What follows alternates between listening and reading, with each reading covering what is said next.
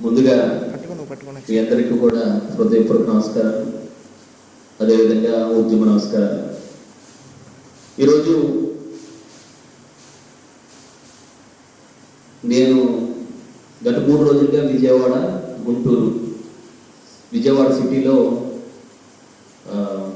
మన టీం ఉంటే అక్కడ కమిటీ వేయడానికి నేను కూడా తిరిగి ఉన్నాను. అదేవిధంగా గుంటూరు. ఇవన్నీ అయిన తర్వాత ప్రత్యేకంగా నేను నిన్నటి రోజు అనుకున్నాను, ఒకసారి కనకాలక మన వాళ్ళందరితో కూడా కూర్చోబెట్టి ఉద్యమం గురించి, ఉద్యమ పద్ధ, ఉద్యమంలో మనం ఏం చేస్తున్నాం అనే విషయాన్ని ఒకసారి మాట్లాడుకోవాలనే ఉద్దేశంతో మీ అందరితో కూడా కూర్చోబెట్టుకుని ఒకసారి మాట్లాడే కార్యక్రమం చేస్తున్నాం. ఈరోజు షెడ్యూల్ కులాల వర్గీకరణ కోసం గత 30 సంవత్సరాలుగా మనం చేస్తూ ఉన్నటువంటి పోరాటం అంతా కూడా మీకు తెలిసిందే. దాంట్లో భాగంగా నేను గత 12 సంవత్సరాలుగా షెడ్యూల్ కులాల వర్గీకరణ కోసం మీ అందరితో పాటు ఉద్యమం చేస్తూ ఉన్నటువంటి విషయం మీ అందరికీ కూడా తెలిసిందే. మొన్నటి ఆగస్టు 27వ తారీఖున సుప్రీంకోర్టు ఇచ్చినటువంటి తీర్పు షెడ్యూల్ కులాల వర్గీకరణ ఆ రాష్ట్రాలు చేసుకోవచ్చు అని చెప్పేసి చెప్పినటువంటి పరిస్థితి.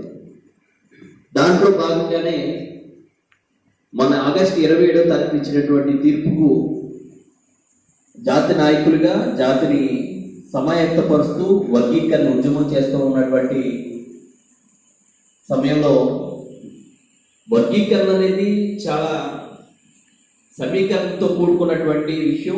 ఈ దేశంలో ఉన్నటువంటి 2 పార్టీలు, అంటే కాంగ్రెస్ పార్టీ అయినా చేయాలి, బీజేపీ పార్టీ అయినా చేయాలి. ఈ 2 పార్టీలు గత 20 సంవత్సరాలుగా మనం మోసం చేస్తూనే ఉన్నాయి. అంటే 2014 ఎన్నికల్లో తిరుపతి సాక్షిగా స్పష్టమైన వాగ్దానం చేసినటువంటి ప్రధానమంత్రి నరేంద్ర మోడీ గారు 2014 ఎన్నికలు అయిపోయిన తర్వాత వాగ్దానం ఇచ్చినటువంటి వ్యక్తులు చంద్రబాబు నాయుడు గారు, నరేంద్ర మోడీ గారు. 2014 ఎన్నికల్లో మనం సపోర్ట్ చేసి ప్రభుత్వాన్ని కేంద్రంలోనూ రాష్ట్రంలోనూ ప్రభుత్వం రావడానికి గల ప్రధానమైన కారణమైన వ్యక్తులు, సహకారం చేసినటువంటి వ్యక్తులు మరి వర్గీకరణ చేయండి అని అడిగినప్పుడల్లా మనల్ని అరెస్ట్ చేయడం, మనల్ని పరిపాలనా రంగంలో దూరం పెట్టడం. అదేవిధంగా కేంద్రంలో కూడా నరేంద్ర మోడీ గారు అడిగినప్పుడల్లా వర్గీకరణ అంశాన్ని రాష్ట్రాల అభిప్రాయ సేకరణ పంపించాం. రాష్ట్రాల అభిప్రాయ సేకరణ జరుగుతూ ఉంది, తప్పనిసరి మా పరిధిలో మేము చేస్తామని చెప్పినటువంటి పరిస్థితి. అప్పటి నుంచి మరలా 2009 ఎన్నికల వరకు అదే మాట చెప్తూ 5 సంవత్సరాలు గడిపేశారు. మరలా 2019లో మరలా అదే పార్టీ అధికారంలో రావడం జరిగింది. మరలా మన పోరాటం పుణ్యమా, మన పోరాటం చేస్తూ ఉన్నాం. ఎప్పటికప్పుడు మాదిగలు మేలుకొలుపుతూ, రాజకీయ పార్టీని మేలుకొలుపుతూ పోరాటం చేస్తాం. ఎంత పోరాటం చేస్తూ ఉన్నా ఒక అసంతృప్తి అయితే పోరాటం చేస్తూ ఉన్నటువంటి మనకు ఉన్నటువంటి పరిస్థితి. ఎందుకంటే ఎక్కడా కూడా ఎప్పుడు కూడా వర్గీకరణ జరుగుతుందనే ఒక నమ్మకం అయితే చాలా అందరి ఆశిస్తుందనే ఒక భయంతో ఎప్పటికప్పుడు రాజకీయ నాయకులు మేల్కొలుపుతూ ఈ ఒక్క ఉపకారం జాతికి చేయండి అని చెప్పేసి చెప్తూ ఉన్నటువంటి పరిస్థితి.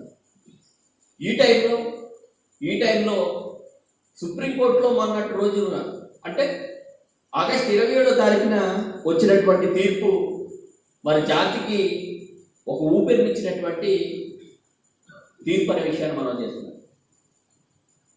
పంజాబ్ ప్రభుత్వం వేసినటువంటి ఒక పిటిషన్, పంజాబ్ ప్రభుత్వం పంజాబ్ రాష్ట్రంలో 1,30,00,000 మంది దళితులుంటే ఆ రాష్ట్రంలో గత స్వతంత్రం వచ్చినప్పటి నుంచి కూడా ఆ రాష్ట్రాల్లో ఒకే సామాజిక వర్గం షెడ్యూల్ కులాల వర్గీకరణ విషయంలో మన ఆంధ్రప్రదేశ్లో ఏ విధంగా అయితే ఇబ్బందులు జరుగుతూ ఉన్నాయో పంజాబ్ ప్రభుత్వంలో కూడా అదే విధంగా ఇబ్బందులు జరుగుతూ ఉన్నాయి. ఆ ప్రభుత్వం వర్గీకరణ చేసుకోవాలి, వర్గీకరణ చేయవలసిన ఆవశ్యకత ఉందని చెప్పేసి పంజాబ్ ప్రభుత్వం అసెంబ్లీలో తీర్మానం పెట్టుకొని వర్గీకరణ అమలు చేసుకుంటున్న టైంలో అక్కడ ఉన్నటువంటి వర్గీకరణ వ్యతిరేకులు ఆ వర్గీకరణ అంశాన్ని హైకోర్టులో పంజాబ్ హైకోర్టు తీసుకుపోవడం, పంజాబ్ హైకోర్టు 2004 మల్లెల చెన్నయ్య అనే వ్యక్తి, అంటే మాల్మహారానికి సంబంధించినటువంటి వ్యక్తి 2004లో ఆంధ్రప్రదేశ్ హైకోర్టులో అప్పటికే కొట్టేసినటువంటి వర్గీకరణ అంశాన్ని, అప్పటికే అమలవుతూ ఉన్నటువంటి ఆంధ్రప్రదేశ్లో వర్గీకరణ జరుగుతూ ఉన్నటువంటి పరిస్థితులు, చెన్నై అనే వ్యక్తి సుప్రీంకోర్టులో ఒక పిటిషన్ వేయడం వల్ల 2004లో షెడ్యూల్ కులాల వర్గీకరణ విషయాన్ని సుప్రీంకోర్టు తీర్పిస్తూ ఇది రాష్ట్రాలు చేసుకునే విషయం కాదు, పార్లమెంట్లో దీన్ని చట్ట సవరణ జరగాలి, ఇది పార్లమెంట్ విషయం, ఇది రాష్ట్రాలు చేసుకునే హక్కు లేదని చెప్పేసి ఆ రోజు ఒక సూచన ఇస్తూ 2004లో షెడ్యూల్ కులాల వర్గీకరణను రాష్ట్రాల పరిధి కాదు, ఇది పార్లమెంట్లో చేసుకోవాలని సూచన ఇస్తూ ఆ రోజు కొట్టేయడం జరిగింది. ఆ విషయాన్ని పంజాబ్ ప్రభుత్వం ఉదాహరణగా తీసుకొని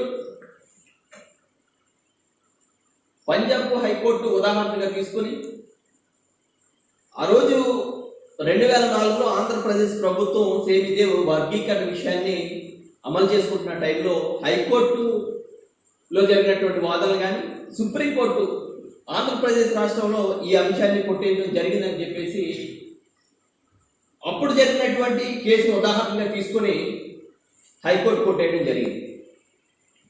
హైకోర్టులో కొట్టేసినటువంటి అంశం పంజాబ్ ప్రభుత్వం చాలా స్పష్టమైన వైఖరిని తీసుకొని చాలా ప్రెస్టీజియస్ కేసుగా పంజాబ్ ప్రభుత్వం తీసుకొని ఖచ్చితంగా షెడ్యూల్ కులాల వర్గీకరణ పంజాబ్ రాష్ట్రంలో జరగాలని చెప్పేసి ఆ పంజాబ్ రాష్ట్రంలో ఉన్నటువంటి పరిస్థితుల రీత్యా అక్కడ ఉన్నటువంటి డాక్టర్ బాబాసాహెబ్ అంబేద్కర్ గారు ఇచ్చినటువంటి రిజర్వేషన్లు ఒక సామాజిక వర్గం అనుభవిస్తుందనే సందర్భం అన్ని కులాలకి సమాన ఓటాలు కల్పించాలని ఒక ప్రెస్టీజియస్గా ఆ కేసుని ఎప్పటికప్పుడు ప్రభుత్వం మానిటరింగ్ చేస్తూ ఉన్నటువంటి పరిస్థితులు మొన్నటి 27వ తారీఖున జస్టిస్ అరుణ్ మిశ్రా గారి నేతృత్వంలో ఉన్నటువంటి ఒక కమిటీ, ఒక ధర్మాసనం ఆ రోజు ఇచ్చినటువంటి తీర్పు, అంటే పంజాబ్ ప్రభుత్వ పుణ్యాన్న ఎప్పటికప్పుడు వర్గీకరణ కోసం మనం మేల్కొల్పుతూ ఉద్యమాలు చేస్తూ ఉన్నటువంటి పుణ్యాన్న పంజాబ్ ప్రభుత్వం పుణ్యాన్న 2004లో పిటిషనర్ చెన్నయ్యకు సుప్రీంకోర్టుకు జరిగినటువంటి షెడ్యూల్ కులాల వర్గీకరణ వాదనలో ఆనాడు ఇచ్చినటువంటి తీర్పు తప్పు తీర్పులుగా అభివర్ణిస్తూ 2004 యొక్క తీర్పుని మేము కొట్టివేయడం జరుగుతుంది. ఆనాడు జరిగినటువంటి తీర్పు తప్పుడు తీర్పు, దీన్ని మరొకసారి పునర్సమీక్షించాలని చెప్పేసి చెప్పినటువంటి జస్టిస్ అరుణ్ మిశ్రా గారి నేతృత్వంలో ఉన్నటువంటి కమిటీ ఆ రోజు 27వ తారీఖున నేను కాకినాడలో ప్రెస్ మీట్ పెట్టాం. అనుకోని ప్రెస్ మీట్ వర్గీకరణ కోసం మాట్లాడాలని టీవీ మిత్రుడు, విలేకరు మిత్రుడు ఢిల్లీ నుంచి ఒక మిత్రుడు ఫోన్ చేస్తే అర్జెంటుగా బ్రేకింగ్ చూడు బ్రదర్ అని చెప్తే నేను అర్జెంటుగా సెల్ ఫోన్లో ఉన్నటువంటి ఏబిఎన్ ఛానల్ పెట్టుకొని బ్రేకింగ్ తీశాను.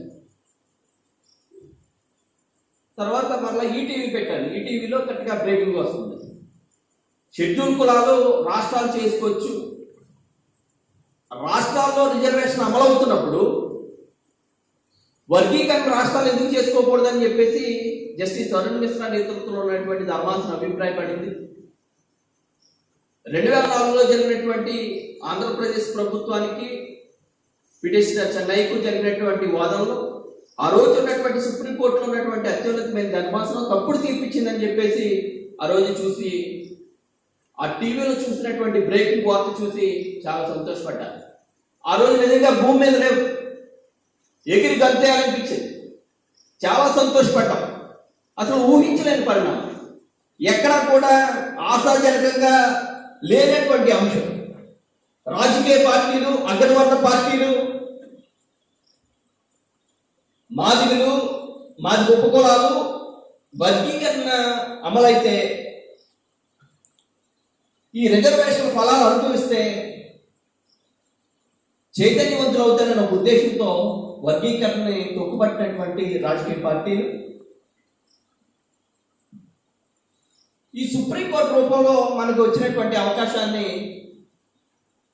దేవుడు నిజంగా సామాజిక న్యాయ పక్షాన పేదల పక్షాన ఉంటాడనే దానికి నాకు ఆ రోజు నిజంగా నిదర్శనంగా ఉండి చాలా సంతోషమైంది. ఆ రోజు ఒకటే ఆలోచించాం, ఒకటే మాట్లాడాను ఆ రోజంతా.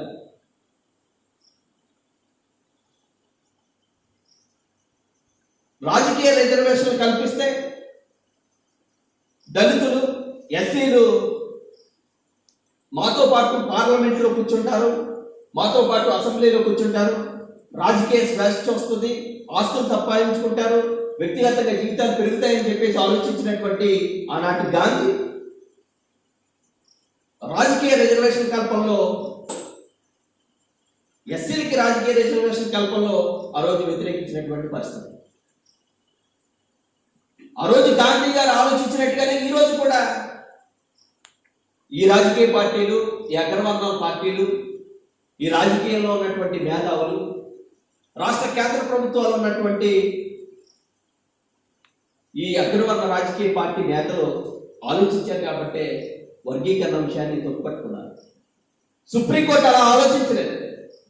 సుప్రీంకోర్టు డాక్టర్ బాబాసాహెబ్ అంబేద్కర్ గారి యొక్క ఆలోచన విధానంతో, డాక్టర్ బాబాసాహెబ్ అంబేద్కర్ గారి యొక్క స్ఫూర్తితో, డాక్టర్ బాబాసాహెబ్ అంబేద్కర్ గారి యొక్క రాజ్యాంగ స్ఫూర్తితో నడుస్తూ ఉన్నటువంటి సుప్రీంకోర్టు, స్వేచ్ఛాయుత వాతావరణంలో నడుస్తూ ఉన్నటువంటి సుప్రీంకోర్టు, భారతదేశంలో ఉన్నటువంటి సుప్రీంకోర్టు, ప్రపంచ దేశానికే ఆదర్శవంతమైనటువంటి సుప్రీంకోర్టు డాక్టర్ బాబాసాహెబ్ అంబేద్కర్ గారిలా ఆలోచించున్నారు. మొన్నటి 27వ రోజున డాక్టర్ బాబాసాహెబ్ అంబేద్కర్ గారిలో ఆలోచించింది కాబట్టి 2004లో జరిగినటువంటి తీర్పు, ఆ రోజు ఇచ్చినటువంటి ధర్మాసనం ఇచ్చినటువంటి తీర్పు తప్పుడు తీర్పుగా అభివర్ణించింది. అభివర్ణిస్తూ ఆ రోజు ఎందుకు షెడ్యూల్ కులాల వర్గీకరణ రిజర్వేషన్లు అమలు చేసుకుంటా ఉన్నటువంటి రాష్ట్రాలు ఎందుకు రిజర్వేషన్లు వర్గీకరణ చేయకూడదని చెప్పేసి ప్రశ్నించినటువంటి పరిస్థితి. జస్టిస్ అరుణ్ మిశ్రా గారి నేతృత్వంలో ఉన్నటువంటి కమిటీ, ధర్మాసనం అత్యున్నతంగా సామాజిక న్యాయ కోణంలో ఆలోచించింది కాబట్టి ఈరోజు మరొకసారి షెడ్యూల్ కులాల వర్గీకరణ అంశాన్ని తెరపైకి తీసుకొచ్చినటువంటి పరిస్థితి. ఈరోజు అదే అంశాన్ని తీసుకొని మేము మన పార్లమెంట్ సెక్షన్ స్టార్ట్ అవుతున్న ముందు రోజు అంతా కూడా ప్రతి ఎంపీని కలుస్తూ, ముఖ్యంగా ప్రతి ఎంపీని కలుస్తూ, అన్ని పార్టీలకు చెందినటువంటి ఎంపీని కలుస్తూ, అన్న ఇది చాలా ముఖ్యమైన విషయం, పార్లమెంటు మీరు తప్పనిసరిగా పార్లమెంట్ సమావేశంలో మాట్లాడాలి, ఎందుకంటే సుప్రీంకోర్టు స్పష్టంగా షెడ్యూల్ కులాల వర్గీకరణ రాష్ట్రాలు చేసుకోవచ్చు, ఇది ఎందుకు చేసుకోకూడదని చెప్పేసి అడిగినటువంటి పరిస్థితి, రాష్ట్రానికి హక్కిస్తూ ఒక తీర్పు ఇచ్చినటువంటి పరిస్థితి.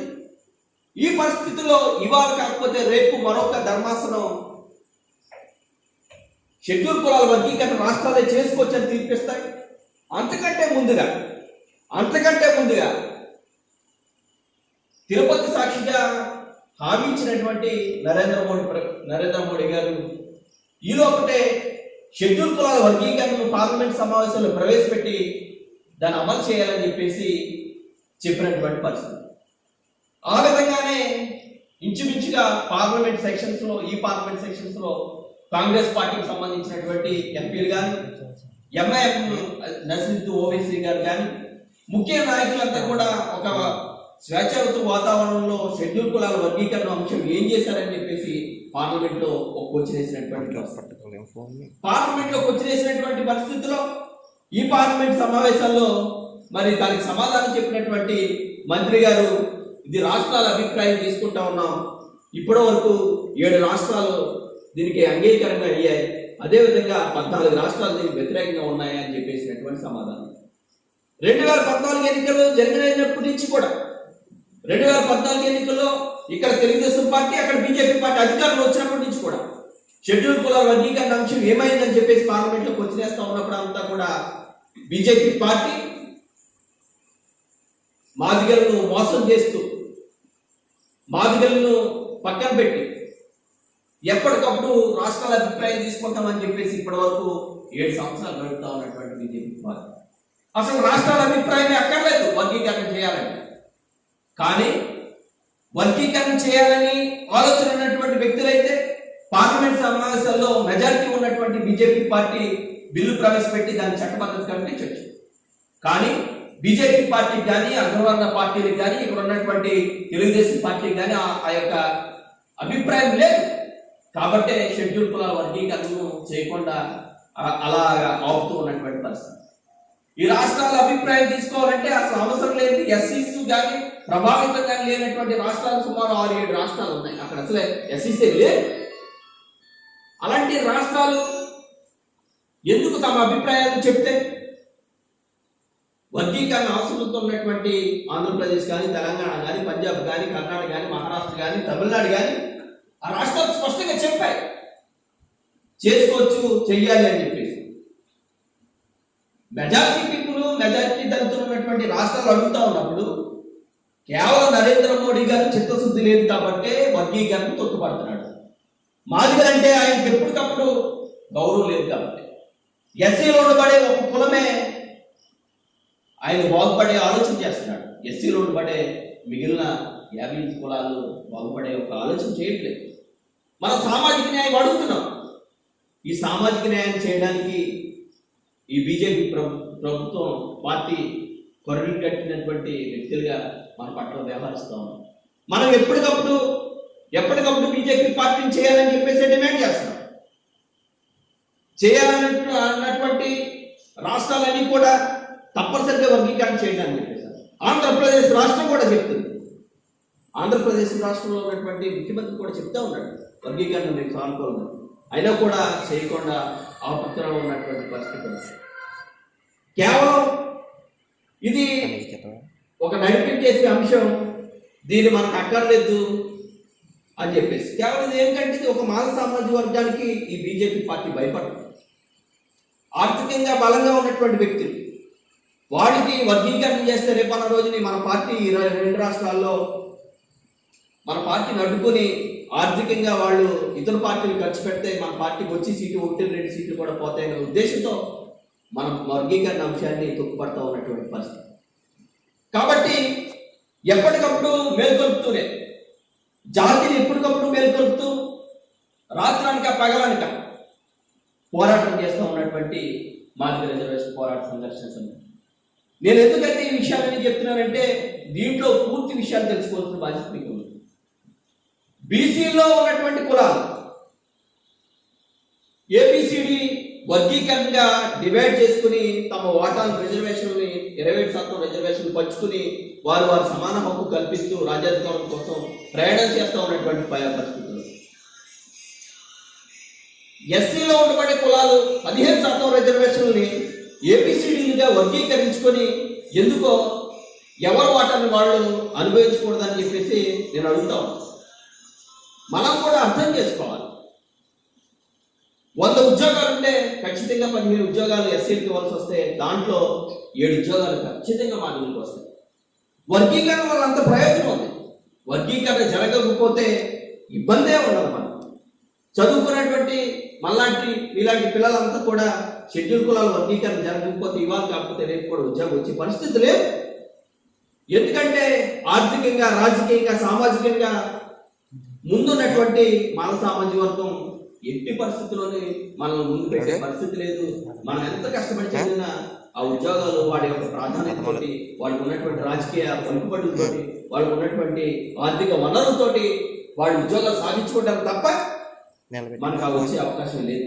అందుకనే మనకున్నటువంటి గతంలో 2000 నుంచి 2004 వరకు జరిగిన వర్గీకరణ ప్రకారం 1.671 పర్సెంటేజ్ ప్రకారంగా వర్గీకరణ చేయండి అని చెప్పేసి అడుగుతా ఉన్నాం. ఎక్కడా కూడా చేయనటువంటి పరిస్థితి. ఈ బీజేపీ పార్టీ కేవలం మనల్ని ఎప్పటికప్పుడు అంటరాని వారిగాను అస్పృశ్యులుగానే చూస్తుందే తప్ప మనల్ని చేరదీసి మనల్ని కూడా డాక్టర్ బాబాసాహెబ్ అంబేద్కర్ గారు ఇచ్చినటువంటి హక్కును మనందరికీ కూడా సమాన ఓటాలు పంచి మనకి ఇచ్చి మనం అభివృద్ధి చేయాలని ఆలోచించారు. ఆలోచించండి. అందుకని ఈ రాజకీయ పార్టీలని రాబోయే రోజుల్లో మనం చరమగీతం పాడాలి, రాజకీయ పార్టీలు ప్రశ్నించాలి, మాదిగలకి మీరు ఏముద్రించారని చెప్పేసి అడగాలి. ఇవాళ కాకపోతే రేపైనా సుప్రీంకోర్టులో మనందరి కోసం ఒక మంచి తీర్పు రాబోతాం. ఒక 6-7 నెలల్లో ఖచ్చితంగా పంజాబ్ ప్రభుత్వం చాలా ప్రెస్టీజియస్ కేసుగా తీసుకుంది కాబట్టి 6-7 నెలల్లో ఒక మంచి తీర్పు రాబోతోంది. ఆ తీర్పుతో ఖచ్చితంగా రాష్ట్రాలు వర్గీకరణ చేసుకోవాలి. సుప్రీంకోర్టు ఇచ్చినటువంటి తీర్పుతో ఈ రాష్ట్రాలు వర్గీకరణ అమలు చేస్తాయి. ఆ ధైర్యంతో, ఆ యొక్క స్ఫూర్తితోనే, అత్యున్నతమైన న్యాయస్థానం పైన ఉన్నటువంటి నమ్మకంతోనే మనందరం కూడా నేను చాలా బలమైన ఉద్యమానికి చేస్తూ ఉన్నాను, చాలా కష్టపడి తిరుగుతూ ఉన్నాను. కాబట్టి నేనేం చెప్తా ఉన్నానంటే రాబోయే రోజులన్నీ కూడా మంచి రోజులు. మనం ఇప్పటి వరకు నష్టపోయినటువంటి పరిస్థితి, స్వతంత్రం వచ్చిన తర్వాత షెడ్యూల్ కులాలు వర్గీకరణ లేకపోవడం వల్ల నష్టపోయాయి. మళ్ళా అమలైన 5 సంవత్సరాల తర్వాత ఇప్పటి వరకు 16 సంవత్సరాలుగా కొన్ని లక్షల ఉద్యోగాలు నష్టపోయాయి. ఈ ప్రభుత్వం, జగన్మోహన్ రెడ్డి గారి ప్రభుత్వం లక్షలాది ఉద్యోగ కల్పన చేస్తూ ఉన్నటువంటి పరిస్థితి. ఈ ఉద్యోగ కల్పనలో వర్గీకరణ లేకపోవడం వల్ల పూర్తిగా నష్టపోయారు. రేపు వచ్చే సుప్రీంకోర్టు తీర్పుతో కొద్దో గొప్ప ఆశాభావం వ్యక్తం చేస్తున్నాం, ఆశతో ఎదురు చూస్తున్నాం. సుప్రీంకోర్టు మాదిగల పక్షాన మంచి తీర్పు రాబోతూ ఉంది, సామాజిక న్యాయ పక్షాన మంచి తీర్పు రాబోతూ ఉందనే విషయాన్ని మీ అందరికీ కూడా మనం చేస్తున్నాం. నేను ఈరోజు ఇక్కడికి రావడానికి గల ప్రధానమైన కారణం, నేను చేస్తున్నాను పోరాటం, నేను చాలా కష్టపడుతున్నాను. నేను అడిగేది ఏంటంటే ఒకటే, మిమ్మల్ని రాస్తారోకులకు, ధర్నాలకు, లేకపోతే రైలు బదులు కొడతాను, బస్సు బదులు కొడతాను రమ్మంటారు. వర్గీకరణ కోసం జరిగే ఒక మౌనమైన ఉద్యమానికి, శాంతియుతమైనటువంటి పోరాటానికి మీ సహకారం అందించాలి. నేను ఇంచుమించు విజయవాడ, ఢిల్లీ, హైదరాబాదు, లేకపోతే అనంతపురం, కర్నూలు తిరుగుతా ఉన్నాను. ఈ టైంలో మీరు మీ గ్రామాల్లో ఉన్నటువంటి యువకుల్ని చైతన్యవంతులు చేసి చదువుకునేలా చేయండి. పోరాటాలకి మనం చేసే వ్యక్తులు మనం ఎలాగ ఉన్నాం. చదువుకునే పిల్లలు అయితే డెఫినెట్గా చదివించాలి. వాడు 10th చదువు మానేయడం, ఇంటర్ చదువు మానేస్తే మన కష్టం, నా కష్టం వృధా అయిపోతుంది. ఖచ్చితంగా ఈ పోరాటం రేపు ఎల్లుండో సుప్రీంకోర్టు వచ్చే తీర్పుతో మన బిడ్డలకి అందరికీ కూడా ఉద్యోగాలు వచ్చే అవకాశం ఉంది. కాబట్టి నేను ఒకటే కోరుతా ఉన్నా, మీ అందరినీ చదువుకున్న పిల్లవాడిని కాలర్ పట్టుకొని మరలా కాలేజీకి పంపించండి. స్కూల్ ఏజ్లో ఆగిపోయిన పిల్లలు మరలా కాలర్ పట్టుకొని గట్టిగా గద్దించండి. నలుగురు పెద్దలు కలిసి గద్దించండి. ఎందుకంటే ఆ రోజుని మా శ్యాంబాబు, మా శ్రీను, మా వాళ్ళు చెప్పారు కాబట్టి నాకు ఉద్యోగం వచ్చిందిరా, ఇలా ఉన్నాను 10 మందికి చెప్తాడు, ఎడ్యుకేట్ చేస్తాడు. సోదర కులంలో జరుగుతుంది అదే. చాలా దారుణమైన విషయం ఏంటంటే, నేను ఒక గ్రామంలో చూశాను, మన పిల్లలు 10th చదువుకుంటున్న పిల్లలు ఒక 10 మంది ఉన్నారట, ఇంటర్లో గెలిచిన పిల్లలు ఒక 5 ఉన్నారట. ఆ బ్యాట్లోకి కొత్తగా ఒక ఇల్లు కట్టుకుని, ఒక మాల సోదరుడు మంచి ఇల్లు కట్టుకుని మాస్టర్ వచ్చాడట. నాకు చాలా ఆశ్చర్యం అనిపించింది. 10th క్లాస్కి వెళ్తున్నారు పిల్లలు, పాస్ అయిపోయారు, సమ్మర్ హాలిడేస్ వచ్చింది. మరలా ఇంటర్ పిల్లలు ఇంటర్ అయిపోయింది, సమ్మర్ హాలిడేస్ వచ్చింది. మరి ఆడికి ఏ బుద్ధి కలిగిందో, ఎంత దారుణమైన ఆలోచిస్తూ ఉన్నారో మీరు అర్థం చేసుకోవాలి. ఆడు 15 మందికి రప్పించి, అబ్బాయి మీరు ఇలాగా ఎందుకురా, మీకు రోజుకు 1000 రూపాయలు వస్తాయి, మీకు మంచి తీన్మార్ బ్యాండా కూడా ఇస్తానని చెప్పినటువంటి పరిస్థితి. తీన్మార్ బ్యాండా ఎంత అవుతుంది? మా అయితే ఒక 15,000, 20,000 అయితే 4 బ్యాండాలు వచ్చాయి. 15,000 కోటి ఆడికి ఖర్చు పెట్టి ఇచ్చేస్తే ఆ పిల్లలు 10 మంది 10th క్లాస్ చదువుకున్న వాళ్ళు, 5 ఇంటర్మీడియట్ చదువుకున్న పిల్లలు ఆ తీర్మార్కి ఎడాఫ్ట్ అయిపోయి ఇంకెక్కడ సంబరాలు జరుగుతుంటే, ఎక్కడ ఊళ్ళ దగ్గర తీర్థాలు జరుగుతుంటే, ఎక్కడ ఏం జరుగుతుంటే అక్కడ వెళ్ళిపోతాం. నేను ఒక సందర్భంలో మీటింగ్ మాట్లాడుతూ అబ్బాయి నువ్వేం చదువుతావు అంటే, ఏ బ్యాచ్ ఏంటంటే మాట్లాడుకున్న సందర్భంలో ఒక 15 మంది కళ్ళు పడ్డారు నాకు. మరి ఎందుకు ఆపేశారు ఏంటంటే, నాకు చెప్పినటువంటి ఒక పెద్ద ఆయన బాధపడుతూ చెప్పినటువంటి సందర్భం. ఎంత దుర్మార్గంగా ఆలోచిస్తున్నారంటే వాళ్ళు 10 మంది ఏ డిగ్రీలో కంప్లీట్ చేసుకుంటే ఉద్యోగాల్లో పోటీ ఇచ్చేస్తారండి. వీళ్ళు 5 డిగ్రీ కంప్లీట్ చేసుకుంటే ఉద్యోగాల్లో పోటీ ఇచ్చేస్తారండి. రాజకీయంగా, ఆర్థికంగా, సామాజికంగా అవగాహన పెంచుతూ ఎదిగిపోతారనే ఉద్దేశంతో వాళ్ళు 15 మందిని ఒక సోదర కులానికి చెందినటువంటి వ్యక్తి స్వార్థపూరితంగా ఆలోచించి వాళ్ళని ఎడ్యుకేట్ అవ్వకుండా, రిజర్వేషన్లు ఓటాలకు రాకుండా దుర్మార్గంగా ఆలోచిస్తూ ఉన్నటువంటి సోదరుడు. చాలా ఆశ్చర్యం అనిపించింది, చాలా బాధ కలిగింది. ఎలా మీకు సిగ్గు లేదా, మీకు బుద్ధి లేదని చెప్పేసి అక్కడ ఉన్నటువంటి పెద్ద మనుషులు ఎంత అడిగారు. అన్న మేము ఏం చేయమంటాం, వాళ్ళు అలా వేసి తిరుగుతున్నారు, ఎవడికాడ ఆగిపోయాడు, ఇంటర్కి వెళ్ళినాడు, ఇంటర్ ఆగిపోయాడు, ఇంకా బ్యాండ్ పెట్టుకుపోతున్నాడు అని చెప్పేసి. అందుకని నేను అనేది ఏంటంటే, ఈ కనకాలంలో ఉన్నటువంటి పెద్దల్ని, ఈ వెస్ట్ కాలంలో పెద్ద నాయకులుగా తిరుగుతూ ఉన్నటువంటి మిమ్మల్ని, మేము రాజకీయంగా ఉత్తరేస్తున్నామని చెప్తా ఉన్నటువంటి మిమ్మల్ని నేను స్పష్టంగా చెప్తున్నా, నాకు ఏ బాధ, మీరు పిలిచిన వస్తాను, పిల్లలకు పోయిన వస్తాను, మీరు మంచినీళ్ళు ఇచ్చిన తాగుతాను, లేదంటే మీరు రోడ్డు మీద నన్ను పలకరించకపోతే పర్లేదు. చదువుకున్న పిల్లల్ని కాళ్ళ పట్టుకుని అడగాలి, నువ్వు ఎందుకు కాలేజ్ స్టార్ట్ చేయాలి, నువ్వు నీకు ఏంటి బాధ, నీకు పుస్తకాలు లేవా, లేకపోతే నీకు సైకిల్ లేదేంటి, ఇంతకన్నా కష్టపడి చదువుకున్నటువంటి వ్యక్తులు ఉన్నారు.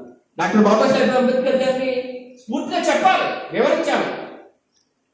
డాక్టర్ బాబాసాహెబ్ అంబేద్కర్ గారు స్కూల్కి వెళ్తాం, పిల్లలందరూ లోపల చదువుకోవటం, ఈయన వర్షంలో తడిచి ఎండలో వెళ్ళి చదువుకోవటం. ఈ భారతదేశానికి గొప్ప ఆస్తి అవ్వడం, ఈ దళిత వర్గాలకి ఈ భారతదేశంలో ఉన్నటువంటి సంపదను వాటాలు ఇవన్నీ మీరు ఎక్స్ప్లెయిన్ చేయాలి. పిల్లలు చేయకపోతే మనం పడుతూ ఉన్నటువంటి పోరాటం కానీ, మనం చేస్తూ ఉన్నటువంటి పోరాటం కానీ వేస్ట్ అయిపోతుంది. దయచేసి పిల్లల్ని రాబోయే రోజులన్నీ మంచి రోజులు, వర్గీకరణ ఖచ్చితంగా జరిగి తీరుతారు. ఎందుకంటే సుప్రీంకోర్టు లాంటి